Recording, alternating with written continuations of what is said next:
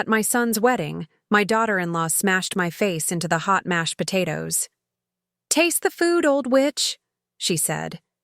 That's when someone among the guests turned pale with terror and screamed, "She's a billionaire." That night, I did something that. I'm glad to have you here. Follow my story until the end and comment the city you're watching from, so I can see how far my story has reached. I should have known something was wrong the moment I walked into that reception hall. The way conversations stopped mid-sentence, how heads turned and whispers followed me like shadows. But I was so focused on my son Felix, so desperate to make this day perfect despite everything, that I ignored every warning sign. The wedding had been beautiful. Felix looked handsome in his black tuxedo, standing at the altar with tears in his eyes as Raya walked down the aisle in her flowing white dress. For a moment, watching them exchange vows, I felt something I hadn't experienced in years: hope. Maybe this marriage would heal the distance between my son and me. Maybe Raya would be the bridge I'd been searching for. I was so wrong. The reception was held at the Grand Ballroom downtown, with crystal chandeliers casting warm light over round tables draped in ivory linens. I'd offered to help pay for the venue, but Raya had insisted they handle everything themselves. "We want to do this our way, Mrs. Morrison," she'd said with that sweet smile that never quite reached her eyes. I found my assigned seat at table 12 near the back. Not at the family table where Felix's new in-laws sat laughing and toasting. Not even close to the head table where the bride and groom would sit. Table 12, with distant cousins I barely knew, and family friends who seemed uncomfortable making conversation with me. The evening dragged on with speeches and dancing. I watched Felix spin Raya across the dance floor, her laughter ringing out above the music. He looked so happy, so completely absorbed in his new wife. When was the last time he'd looked at me like that? When was the last time he'd looked at me at all with anything other than polite tolerance? Dinner was served around 8 o'clock. Prime rib, roasted vegetables, and garlic mashed potatoes. I picked at my food, my appetite gone. The woman next to me, Felix's great-aunt Margaret, kept shooting me sympathetic glances. "You must be so proud," she whispered, leaning close enough that I could smell her floral perfume. "I am," I replied, forcing a smile. "Felix deserves happiness." That's when I noticed Raya making her way toward our table. She moved with purpose, her jaw set in a way that made my stomach clench. Felix was nowhere to be seen, probably in the bathroom or outside getting air. "Mrs. Morrison," Raya said when she reached my chair. Her voice was loud enough to carry to nearby tables. "I wanted to personally thank you for everything you've done for Felix." Something in her tone made me tense. "Of course, dear. He's my son." "Yes, he is." Her smile was sharp now, predatory. "And you've been such a dedicated mother, working all those night shifts, missing his school plays, his baseball games. Always so busy." The conversations around us had stopped completely. I could feel eyes on us, the weight of sudden attention. "Raya, perhaps we could talk about this later." "Oh no, I think now is perfect." She moved closer, and I caught a whiff of alcohol on her breath. "You see, Felix told me all about his childhood. How you were never there. How he spent most nights alone while you were off doing whatever it was you did." My cheeks burned. "I was working to support us. After his father died, you abandoned him." Her voice rose another notch. "You chose work over your own child, and now you want to play grandmother to our future children?" The words hit me like physical blows. Around us, the silence was deafening. I could see people pulling out their phones, recording this public humiliation. "Raya, please what?" She laughed, but there was no humor in it. "Please pretend you were a good mother? Please act like Felix doesn't still wake up sometimes calling for a mommy who was never there?" I tried to stand, to escape this nightmare, but Raya placed a firm hand on my shoulder, pushing me back down. That's when I saw the plate of mashed potatoes in her other hand. "You know what, Mrs. Morrison? Since you're so interested in family dinners now, why don't you really taste the food?" Before I could react, before anyone could stop her, Raya shoved the plate toward my face. The hot mashed potatoes hit me square in the cheek and mouth, burning my skin. The force of it knocked me sideways in my chair, and I felt the scalding mixture slide down my neck and onto my dress. "Taste the food, you old hag," she screamed, her mask of civility completely gone. "Taste what a real family meal feels like." The pain was immediate and intense, not just from the heat of the potatoes, but from the complete shock of what had just happened. I sat there, stunned, food dripping from my face and hair, unable to process that this was really happening. The ballroom erupted. People gasped. Chairs scraped against the floor as guests stood to get a better view. Someone was shouting for napkins. Another person was calling for hotel security. But through it all, I heard one voice above the chaos. A man I didn't recognize, standing near the bar with his mouth hanging open. "Oh my God," he said, his voice carrying across the suddenly quiet room. "Do you people have any idea who you just attacked? That's Della Morrison. She's worth over $3 billion. The silence that followed was deafening. Every eye in the room turned to me, sitting there covered in mashed potatoes, my carefully styled hair ruined, my dignity shattered. $3 billion. The number hung in the air like an accusation. Raya's face went white. Her hand, still holding the empty plate, began to tremble. Around us, I could see the gears turning in people's minds, recalculating everything they thought they knew about the modest woman in the simple blue dress. I finally managed to stand, potato mixture still sliding down my face.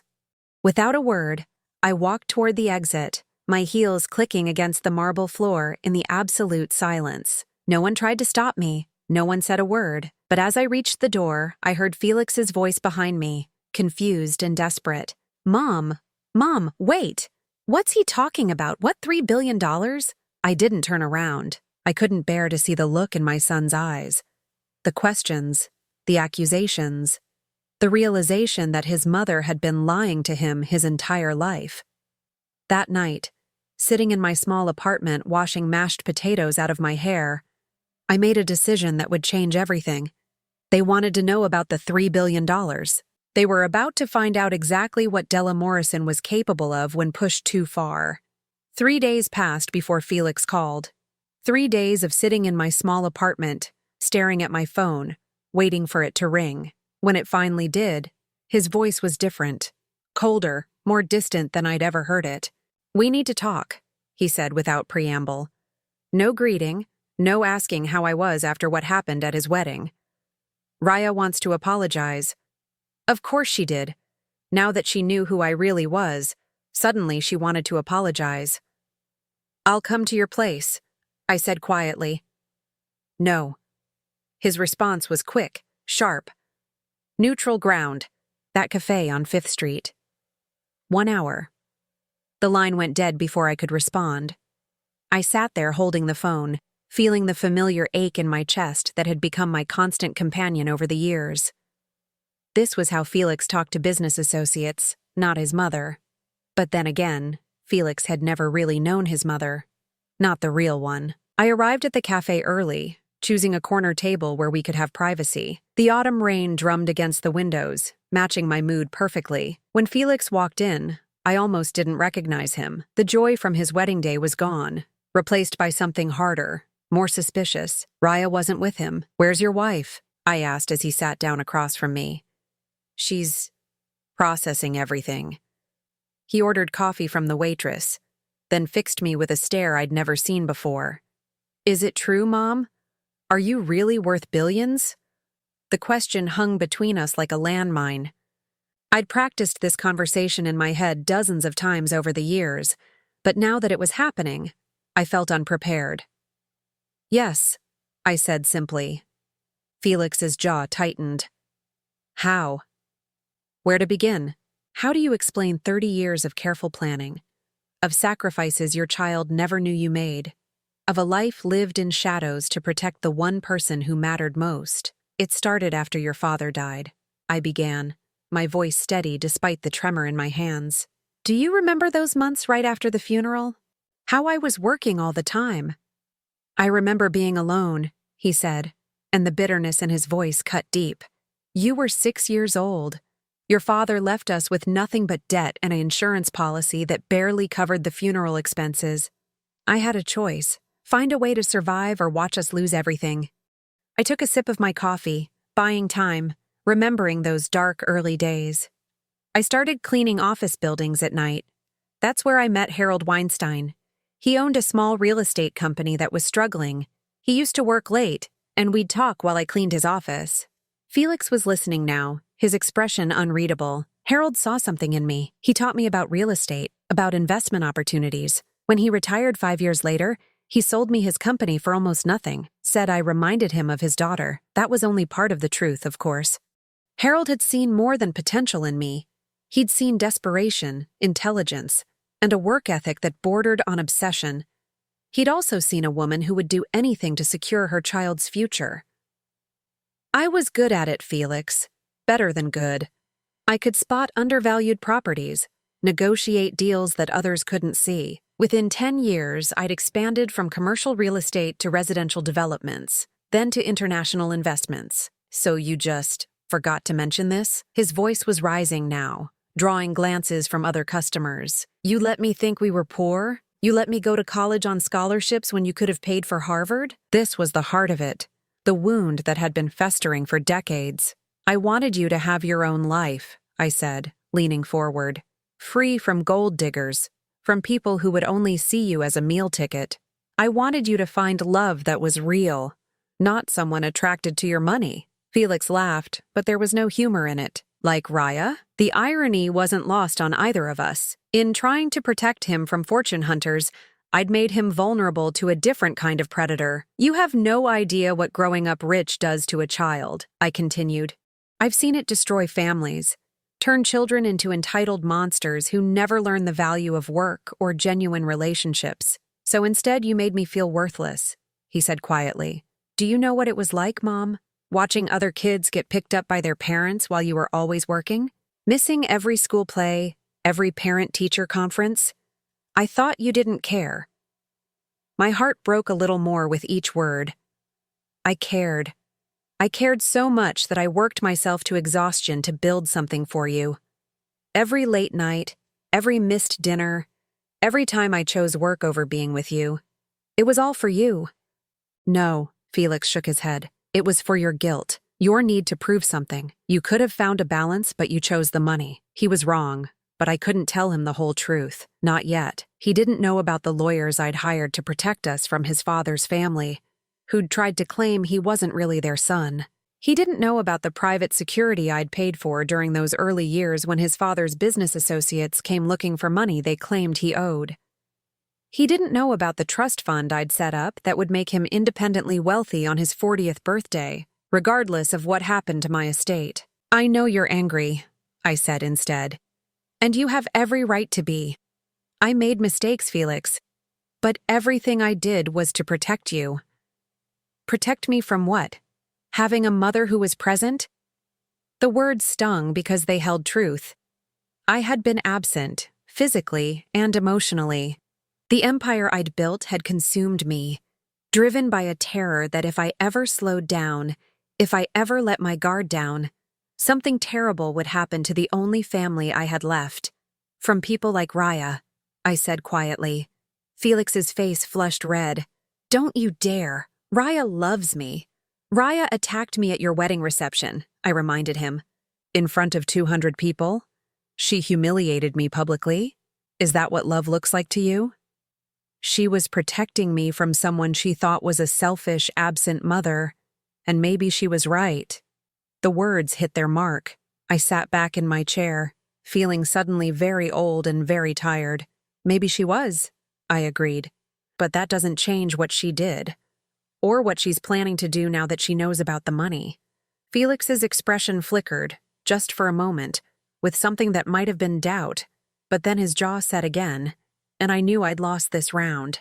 I need time to process this, he said, standing up. All of it. Felix, wait. No, Mom. For 30 years you've been lying to me.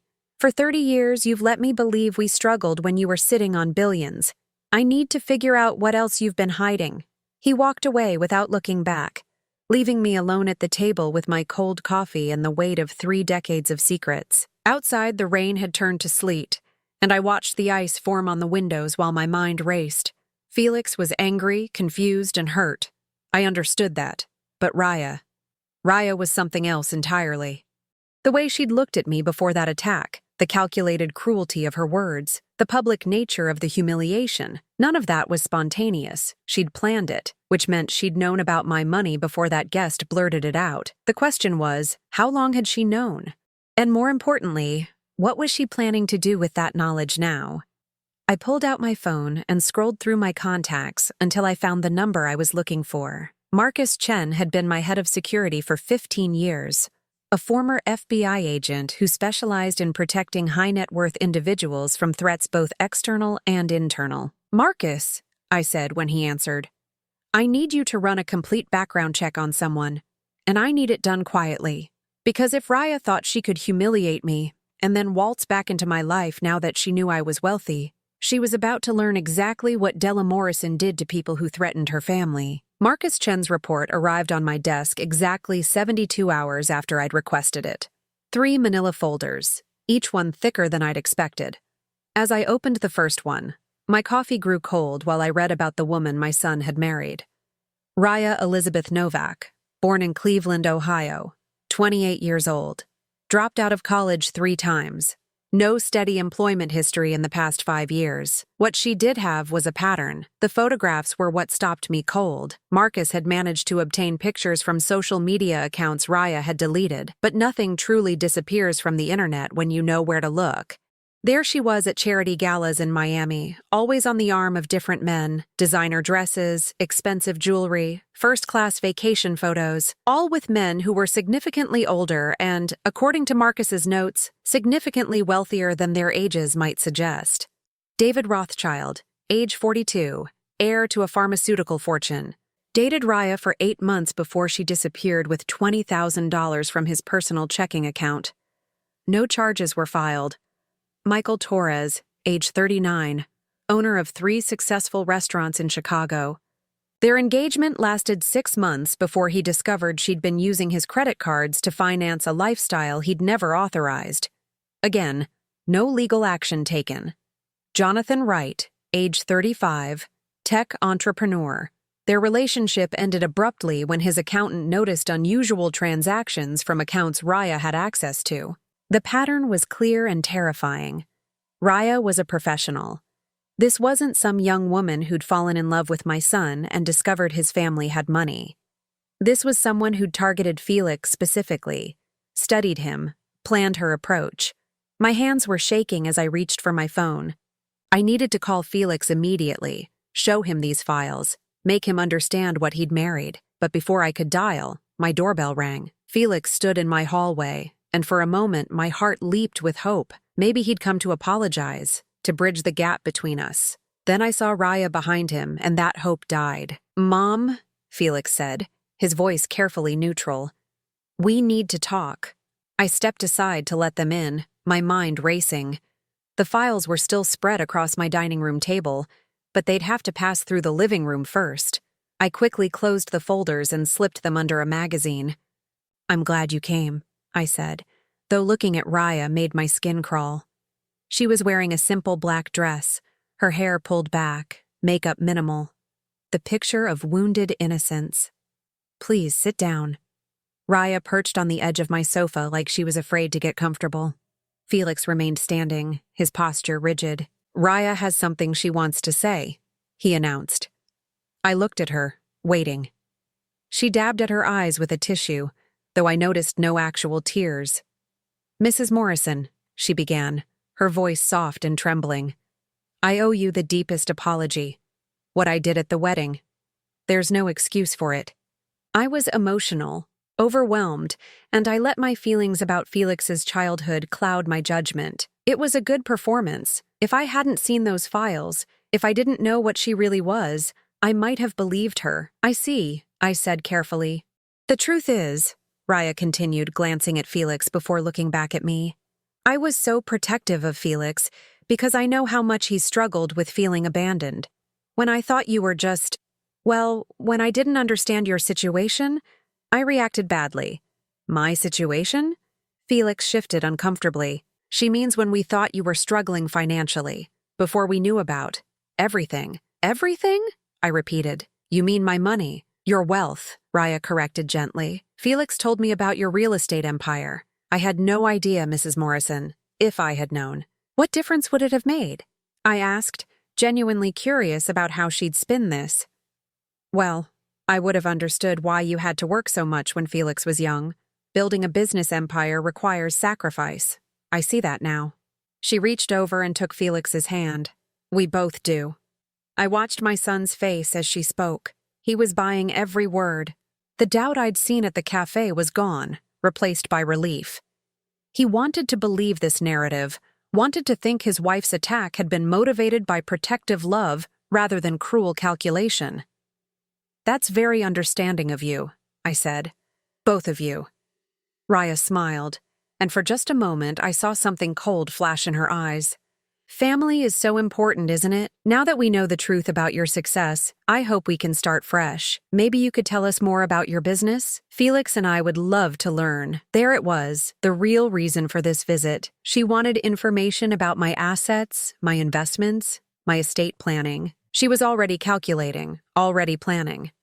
I'd be happy to share, I lied smoothly. Perhaps you could tell me more about yourself first, Raya. Your family, your background. I realize I know so little about the woman my son married. The smile faltered slightly. Oh, there's not much to tell. I grew up in Ohio, small-town girl. My parents passed away a few years ago.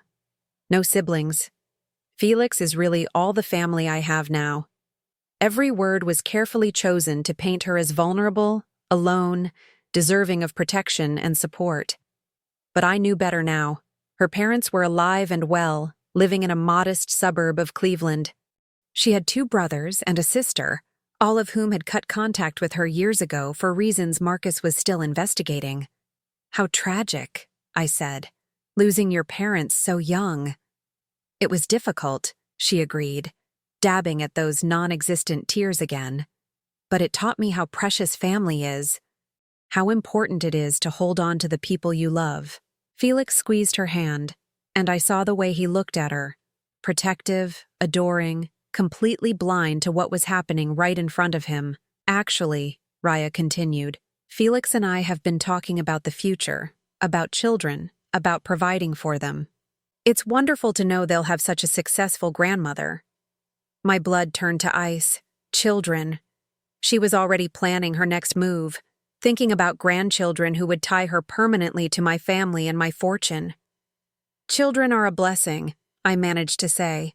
We're trying, Felix added, and the openness in his voice broke my heart. We want to start a family right away. How wonderful, I said, though inside I was screaming. I needed them gone. I needed time to think, to plan, to figure out how to save my son from this trap he'd willingly walked into. Actually, I said, standing up, I have a conference call with my lawyers in a few minutes about updating my estate planning. Perhaps we could continue this conversation another time. Raya's eyes sharpened at the mention of estate planning, though she tried to hide it. Of course, we don't want to keep you from important business. As they gathered their things to leave, Raya paused at the door. Mrs. Morrison? I just want you to know how much it means to Felix that we're reconciling. He's been so hurt by the distance between you two. I think knowing the truth about why you worked so hard will help him heal. I hope so, I said. After they left, I retrieved Marcus's files and spread them out again, but this time, I focused on the timeline. When had Raya first contacted Felix? According to the report, they'd met at a coffee shop near his office 18 months ago.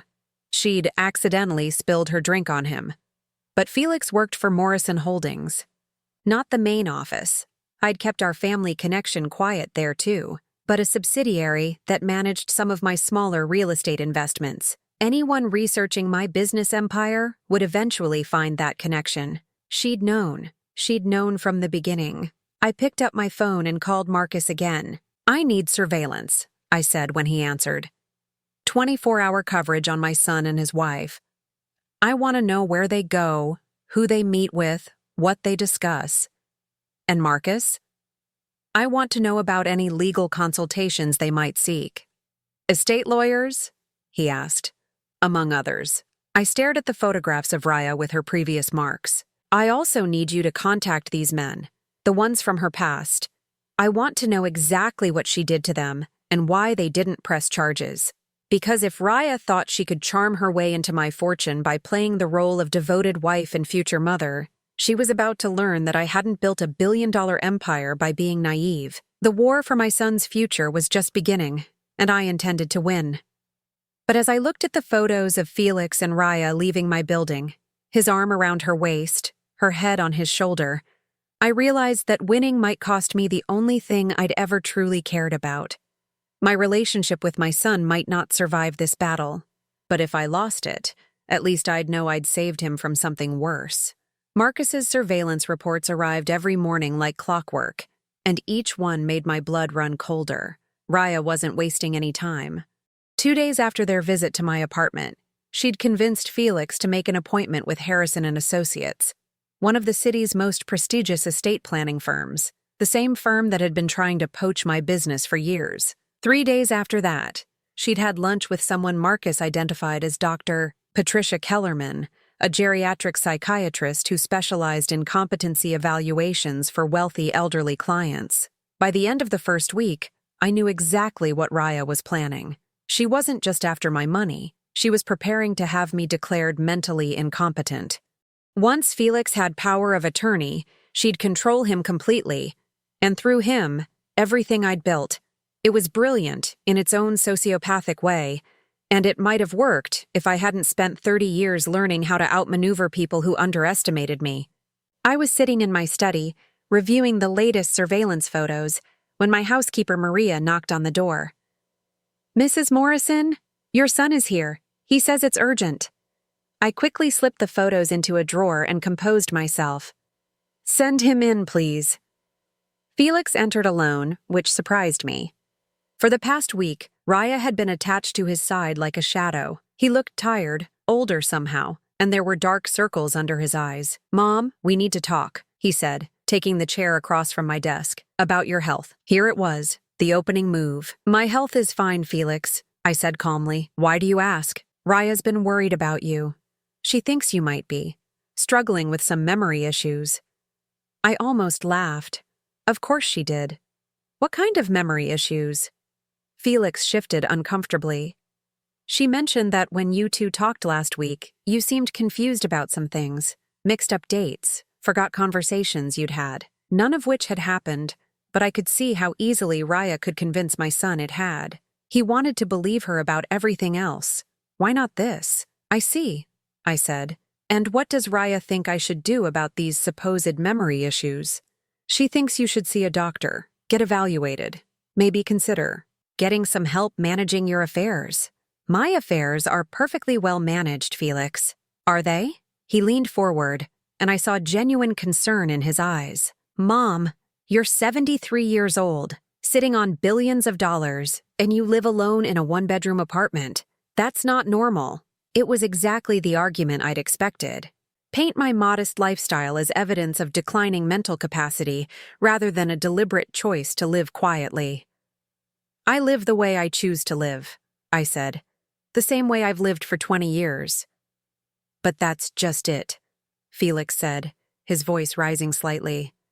20 years ago, I thought we were poor. Now I find out you've been wealthy this whole time. How do I know what else you've been hiding?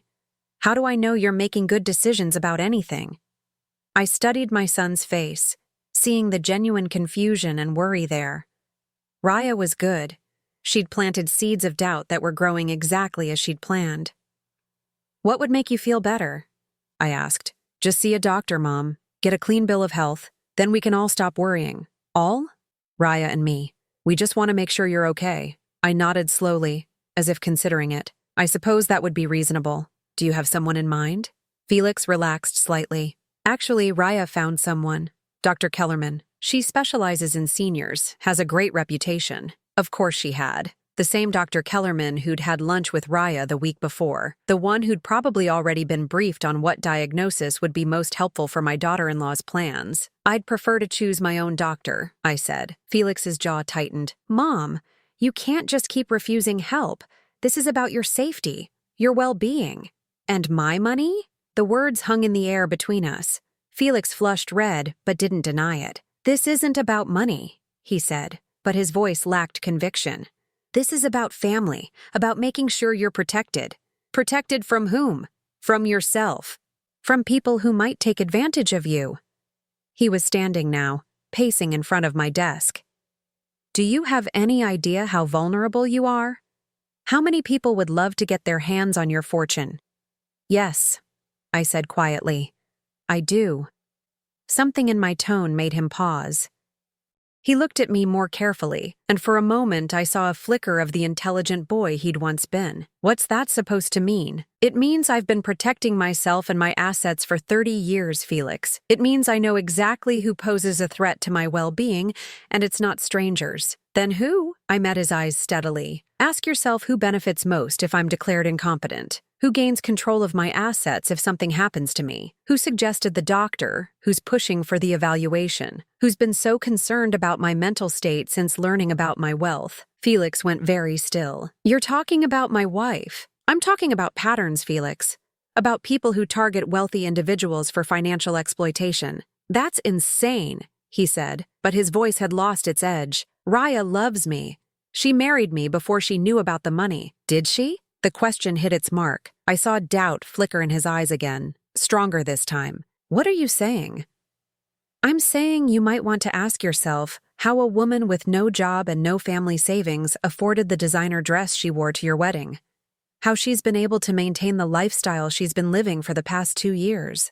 Where the money comes from. Felix was quiet for a long moment, processing. When he spoke again, his voice was barely above a whisper. Even if that were true, and I'm not saying it is, but even if it were, she's my wife now. We're trying to have children. You can't just what? Protect yourself? Protect your future children from someone who sees them as meal tickets? You don't know her like I do. You're right. I know her better. I opened my desk drawer and pulled out one of Marcus's folders. Not the full report. Felix wasn't ready for that yet, but some of the more damning evidence. The photos of Raya with her previous marks. The documentation of her pattern. What is this? Felix asked, taking the folder with trembling hands. The truth about the woman you married. I watched his face as he flipped through the pages, watched the color drain from his cheeks, saw his hands start to shake. When he got to the photographs, he actually gasped. Where did you get these? I had her investigated, the same way I investigate any potential threat to my family. You had my wife investigated! His voice was rising again, but now it was shock rather than anger. I had a stranger who attacked me at my son's wedding investigated, I corrected. A stranger who suddenly became very interested in reconciliation once she learned about my wealth. Felix sank back into his chair, still staring at the photos. These men, who are they? Her previous targets, all wealthy, all significantly older than their wives' usual demographic, all left poorer after their relationships with your wife ended. This can't be real. This has to be some kind of mistake. I pulled out my phone and played an audio file. Marcus had been thorough in his investigation, including interviews with Raya's previous victims. She was perfect at first, said the voice of David Rothschild. Loving, attentive, made me feel like the most important man in the world. But looking back, I can see how calculated it all was. Every gesture, every word, every emotion was designed to make me trust her completely. Felix's face crumpled as he listened. When the recording ended, he looked at me with eyes full of pain. How long have you known? Since the day after you came here with her. I suspected something was wrong from the moment she attacked me, but I needed proof. And you didn't tell me? Would you have believed me? Or would you have accused me of trying to destroy your marriage out of jealousy? He was quiet, because we both knew the answer. What am I supposed to do now? He asked finally. That depends. Do you want to save your marriage or save yourself? I want to save both. That's not possible, Felix. Not with someone like Raya. People like her don't change. They just get better at hiding what they are. He stood up abruptly, still clutching the folder. I need time to think. I need to process this. Time is something you may not have much of, I warned. She's already made appointments with lawyers and doctors. Whatever she's planning, it's moving forward quickly. I know. I thought I finally had a family. Someone who loved me. The pain in his voice broke my heart. You do have family, Felix. You have me. Do I? Because for 30 years you've been lying to me about who you are. I've been protecting you. There's a difference. Is there? He moved toward the door, then paused. I don't know who to trust anymore, Mom. I don't know what's real. After he left, I sat in my study for a long time, staring at the evidence spread across my desk. I'd planted the seeds of doubt, but I needed to do more. Raya wouldn't give up easily, and Felix was still vulnerable to her manipulation. I picked up my phone and called Marcus. I need you to accelerate the investigation, I said, and I need you to arrange a meeting with someone from the FBI's Financial Crimes Unit. If Raya has been doing this to multiple victims, there might be grounds for federal charges. You want to have your son's wife arrested? I want to save my son before it's too late. Because sometimes protecting the people you love means making choices they'll never forgive you for. And sometimes being a mother means being willing to be the villain in your child's story, as long as they survive to have a story at all. 2 weeks passed without a word from Felix. 2 weeks of watching Marcus's surveillance reports, seeing my son grow more distant and hollow-eyed while Raya increased her pressure. She'd moved them into a luxury apartment downtown, paid for with what money, I wondered, and had begun introducing Felix to financial advisors who specialized in managing family wealth. The trap was closing around him, and he either couldn't see it or didn't want to. That's when I decided to force the issue. I called Felix on a Thursday afternoon, my voice carefully modulated to sound slightly confused, a little frail. Felix, it's your mother. I was wondering, could you and Raya come for dinner on Saturday? I feel like we need to clear the air between us. There was a long pause. Mom, are you okay? You sound... I'm fine, dear. Just tired. This whole situation has been weighing on me. I think Raya was right. Maybe I do need to start making some changes, planning for the future. I could practically hear his relief through the phone. Of course we'll come. What time? 7 o'clock. And Felix? I'd like to discuss my estate planning with both of you. I think it's time I started trusting family to help me make important decisions. After I hung up, I called Marcus. Saturday night. I need full audio and video surveillance of my apartment. Hidden cameras, directional microphones, everything. What are you planning? I'm going to let Raya hang herself with her own rope. Saturday evening arrived gray and drizzling. I'd spent the day preparing, not just the dinner, but the performance I was about to give. I dressed in clothes that were slightly too big for me, did my makeup carelessly, left my hair a little disheveled. I needed to look like a woman whose mental faculties were declining. Felix and Raya arrived exactly on time. Felix looked nervous, constantly glancing between his wife and me as if expecting an explosion. Raya, on the other hand, looked triumphant. She was dressed elegantly but conservatively, playing the part of the concerned daughter-in-law. Mrs. Morrison, she said, taking my hands in hers as she air-kissed my cheeks. You look tired? Are you feeling all right? Oh, you know how it is at my age, I said, letting my voice quaver slightly. Some days are better than others. Thank you both for coming. It means so much to have family around. Dinner was pot roast, Felix's favorite from childhood, though I'd deliberately overseasoned it and let the vegetables get a bit mushy. Little details that would support the narrative of declining capabilities. This is delicious, Mom, Felix said loyally, though I could see him struggling with the salty gravy.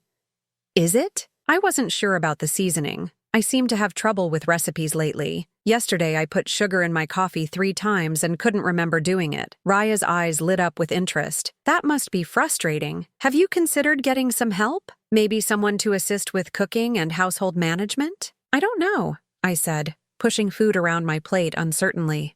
I've always been so independent, but lately I feel so confused about things. Finances especially. All those numbers and accounts. It's overwhelming. Felix and Raya exchanged a glance. The hook was baited. Maybe we could help, Raya suggested gently.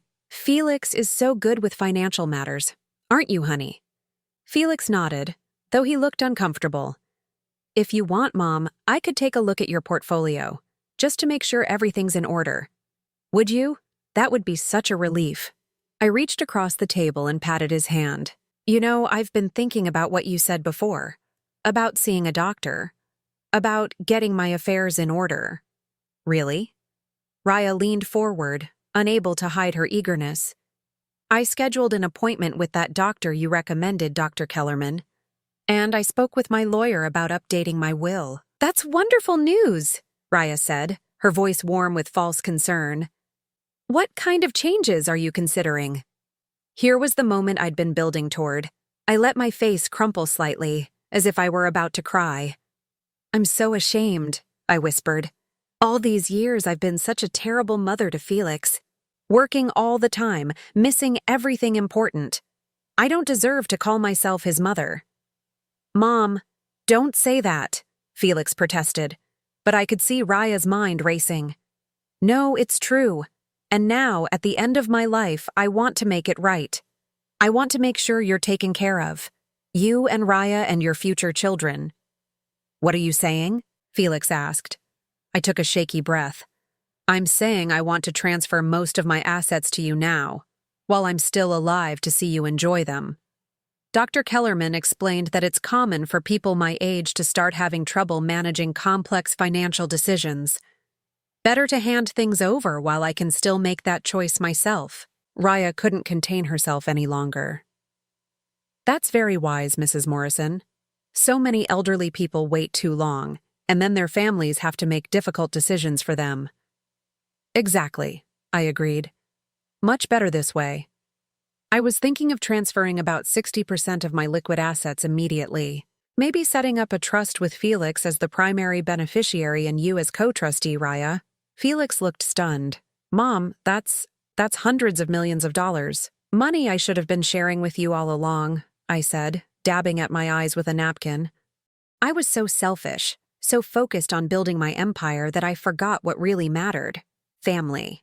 Raya was practically glowing. This is such a generous gesture, and so practical. Felix, your mother is showing real wisdom here. I suppose, Felix said slowly. But Mom, are you sure? That's a huge decision. I'm sure, I said firmly. In fact, I'd like to get the paperwork started as soon as possible. Maybe this week? I have an appointment with Dr. Kellerman on Tuesday for the competency evaluation, and I'd like to have everything signed before then. Why before? Felix asked. I let my voice get small and frightened. In case she finds something wrong with me. If there are problems with my memory or judgment, I want to know that I made this decision while I was still myself. Raya reached over and squeezed my hand. That's very thoughtful, Mrs. Morrison. Very responsible. There's just one thing, I added, as if it had just occurred to me. My lawyer insists on recording our conversation about the transfer, legal protection, he says, to prove that I'm making this decision freely and with full understanding of what I'm doing. For just a moment, Raya's mask slipped. I saw calculation in her eyes, then caution, but greed won out. Of course, she said smoothly. Complete transparency is always best in these situations. The rest of dinner passed in a blur of planning. Raya suggested lawyers who could expedite the process. She mentioned financial advisors who could help manage the transition. She even brought up the possibility of Felix taking a more active role in my business operations. As they prepared to leave, Raya hugged me warmly. Mrs. Morrison, I want you to know how much this means to Felix, to both of us. You're giving us such a wonderful gift. It's the least I can do, I said. After all the years I lost with my son, Felix kissed my cheek goodbye, and I saw something in his eyes that broke my heart. Hope. He genuinely believed this was his mother trying to make amends, trying to rebuild their relationship through generosity. He had no idea he was about to witness his wife's complete destruction. After they left, I sat in my apartment for exactly 1 hour. Then I called Marcus. Did you get everything? Crystal clear video and audio. She took the bait completely. Good. Now I need you to contact FBI agent Sarah Chen. I know. Different Chen, no relation. Tell her I have evidence of an ongoing scheme to defraud an elderly person. Tell her I have surveillance footage of the perpetrator discussing specific plans to manipulate a competency evaluation and gain control of assets through coercion. You're really going through with this? I thought about Felix's hopeful face, about the grandchildren Raya was planning to use as emotional leverage, about the decades of careful planning she was trying to unravel. She made one mistake, I said. She assumed that because I'm 73 and live modestly, I must be weak. She confused appearance with reality. And Felix? That was the question that had been haunting me. My son would hate me for this. He might never forgive me. But he would be free. Felix will understand eventually. And if he doesn't, well, at least he'll be alive and financially secure to hate me.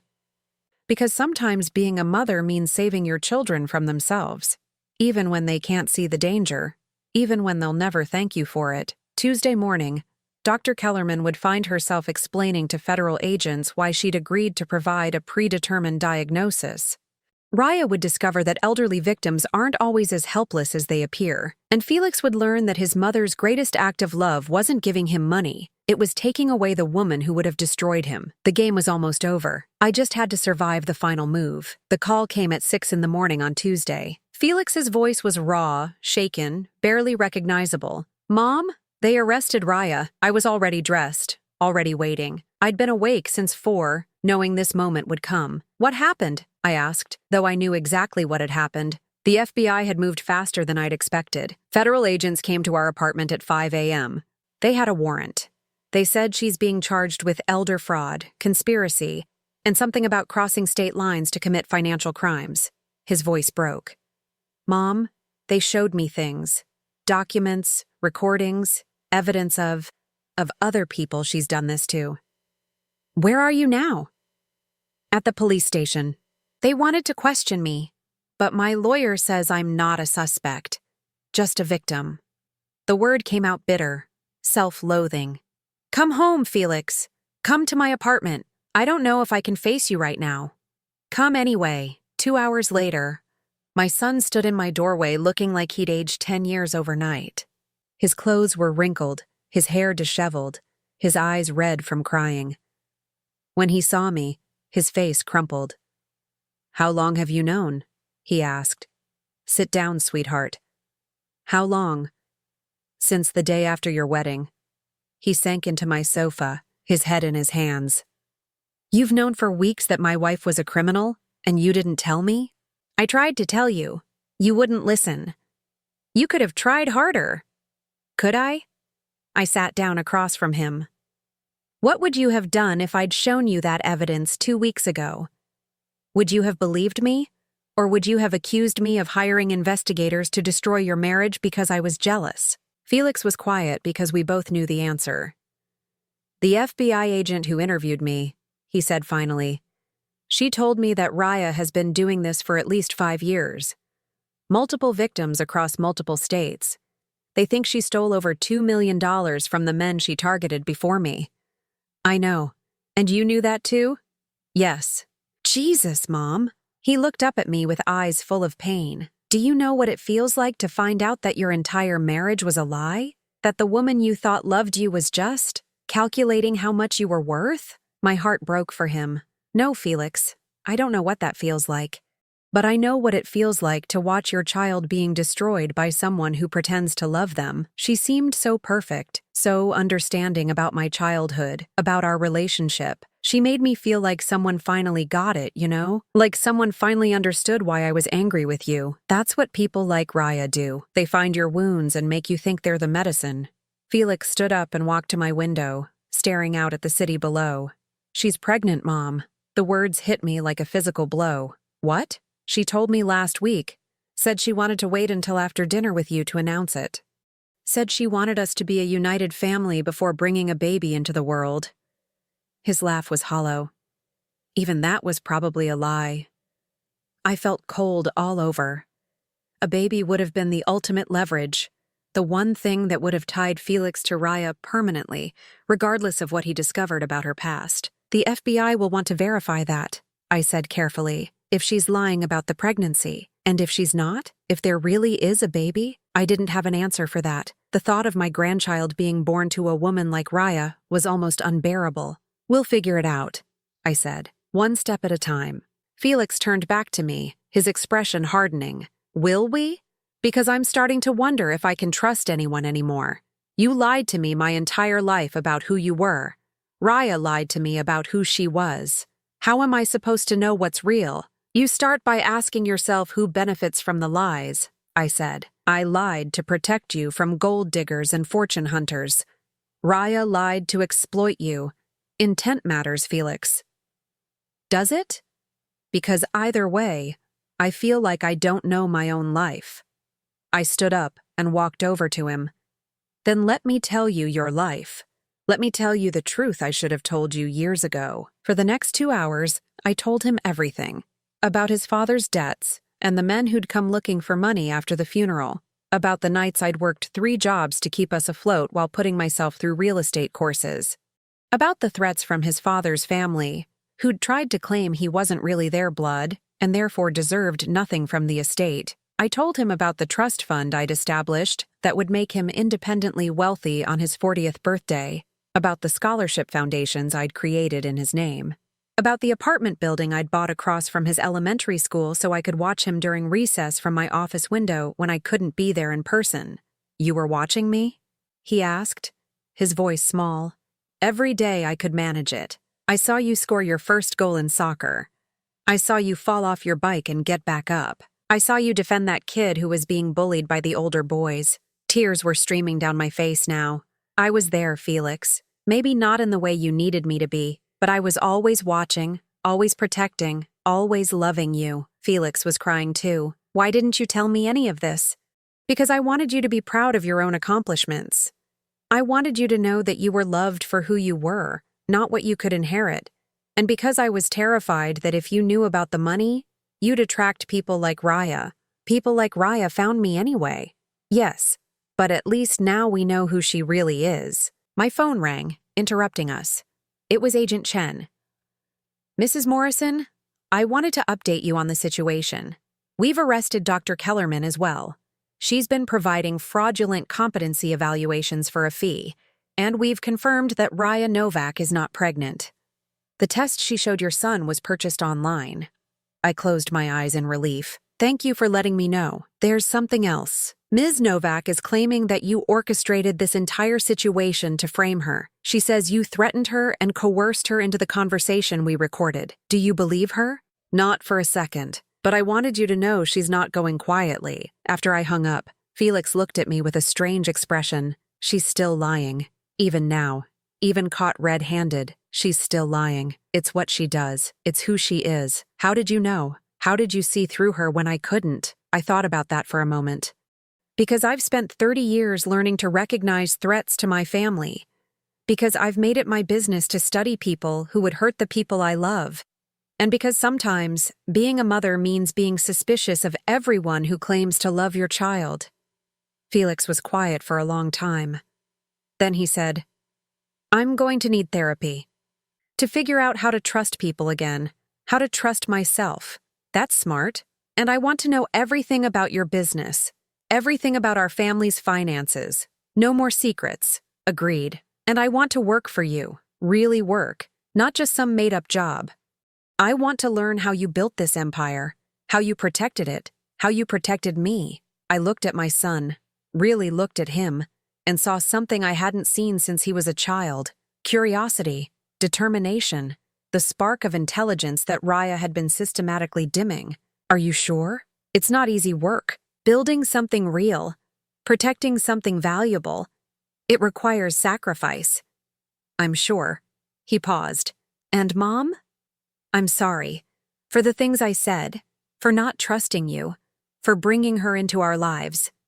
You don't need to apologize for being human, Felix, for wanting love, for believing in someone who seemed to offer it. That's not a flaw in your character. It's proof that you have a good heart. Even after everything she did, part of me still. I mean, I thought I loved her. You loved who you thought she was. That person was never real, but your feelings were. Grieving that isn't weakness. 6 months later, Felix and I sat in my office, our office now, reviewing quarterly reports. He'd thrown himself into learning the business with the same intensity he'd once applied to winning Raya's approval. But now that energy was building something real, something lasting. The Portland development is ahead of schedule, he reported. And the Sustainable Housing Initiative is attracting investors faster than we projected. Good. What about the scholarship program? Fully funded for the next decade. We've already awarded grants to over 200 students. I watched him work. This son I'd thought I'd lost, and felt something I hadn't experienced in years, complete peace. The empire I'd built had always been about providing for Felix's future. Now it was about building that future together. Felix, I said, I want you to know something. Everything I did, every choice I made, even the mistakes, it was all worth it to get to this moment. He looked up from his reports and smiled. I know, Mom. And for the first time in my life, I really understand what that means. Raya had been sentenced to 8 years in federal prison. Dr. Kellerman had lost her license and was facing her own charges. Felix had gotten his marriage annulled rather than divorced, legally erasing the relationship that had never been real to begin with. But more than that, we'd found our way back to each other. Not as the mother and son we'd been, wounded and distant and full of misunderstanding, but as the family we were meant to be. Sometimes the greatest act of love is letting someone hate you until they're ready to understand. Sometimes protecting the people you care about means being willing to be the villain in their story. And sometimes, if you're very lucky, they eventually realize that the villain was actually the hero all along. What's next? Felix asked, gathering up his reports. I looked out the window at the city sprawling below us, at the empire we were building together, at the future that was finally, truly ours. Everything, I said. We build everything. Now I'm curious about you who listened to my story. What would you do if you were in my place? Have you ever been through something similar? Comment below. And meanwhile, I'm leaving on the final screen 2 other stories that are channel favorites, and they will definitely surprise you. Thank you for watching until here.